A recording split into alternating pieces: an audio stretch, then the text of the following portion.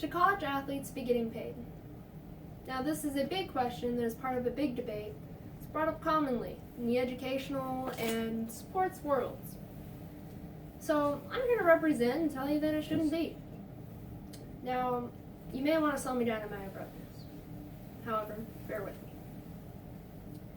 It is no doubt that we lay great importance on education today. As John F. Kennedy said, our progress as a nation can be no swifter than our progress in education. The human mind is our fundamental resource. Now, this is all part of the push towards higher education in our younger generations as well. However, with spending on paychecks for college athletes, we could potentially be limiting the educational experience along with creating an incorrect concept. The topic of how relationships, potential facilities and programs, Title IX, and revenues of colleges may be affected by the pay of college athletes. All of these we will discuss in support as to why the college athletes should not be paid. So let's first explore the disability that educational facilities and programs would gain through the handing of these paychecks. Honesty.com makes a good and logical statement when it says if colleges were to pay their athletes, there would not be as much to go around for any of the other things like the facilities and programs and coaches. A lot of work and money goes into making sure that students of all kinds are given the best education possible to the students. This includes paying for facilities to help the athletes, musicians, and other groups of students. Along with the facilities, there are programs to go with them. What about the people in charge of the maintenance of the facilities and the programs? They get paid for their professional services as well. There are teachers and many other people that help the college by providing their, once again, professional services, of course with a fee. Let's not forget about the equipment, supplies, and tools needed to help further the aid with the students. Now, how might the relationships within the college be affected? One may first look at the possibilities of disciplinary and coaching relationships being affected. AthleteAssessment.com states, fundamentally, a strong relationship with our athletes is based on trust, mutual respect, and open two-way communication. When you give your all for your athlete, a quality emotional bond will be formed as you both work and strive together for a common goal. But what happens when the common goal changes for the two of them? When the athlete is being paid and playing not for the game or to learn, but for the paycheck?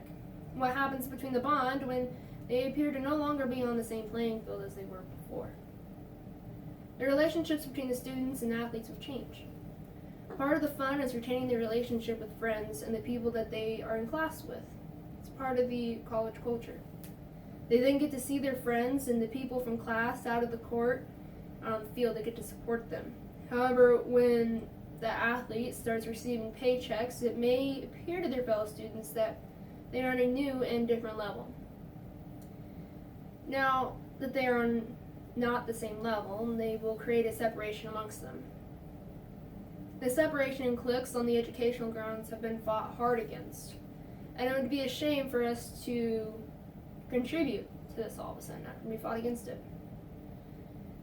We are now brought to the topic of Title IX. When people are generally thinking about college sports, they start to think about football and basketball. But there's a lot of other sports. There are sports such as tennis, softball, baseball, golf, and more. So where does one draw the line when deciding what sports get to have the paid athletes? This draws attention to the Title IX, which Odyssey.com pays close attention to and says this law stipulates equal compensation for male and female athletes. And there are possibilities of male and females arguing as a certain sport that they're in, they don't get paid for, but their buddy gets paid for the sport that they're in. Finally, what about colleges and their profits and revenues? We've already discussed about the payments and how that would stifle the college's ability to support better educational experiences, which is a good reason enough. But what about just the college's ability to stand while dishing out all of these payments? One can realize that a college pays a lot of money to a lot of people, including wages, scholarships, and other regular payments. It doesn't take a lot to know this. How are they to fulfill all their duties as a college, pay their workers, and then pay these large sums of money to all these athletes of the sports they provide? No matter what college, it would be nearly impossible if it were possible. Especially when you consider the stats by NCAA survey specialist expert John Dennis over here, when he says that there wouldn't be any money in it. Now, when one thinks about how it all ends in paying people, on Odyssey.com, they quote Andrew Zumbalis from an interview with another article he writes in from theatlantic.com. He says, if we pay the athletes, maybe we should also do it for the first violinist in the school orchestra or the lead actor in the theatrical productions. And perhaps popular professors should allocate course enrollment slots to the students who bid the highest. Colleges may run into dishing out more money to withstand the public, the media, and their own students. Could they really do that though? And what's the cost? When we start losing colleges, is this cost really going to outweigh the consequences of this? So, to review what we've discussed, we went over the topic of how relationships, potential facilities and programs, Title IX, and revenues in colleges may be affected by the pay of college athletes. All of these were discussed in support of why the college athletes should not be paid.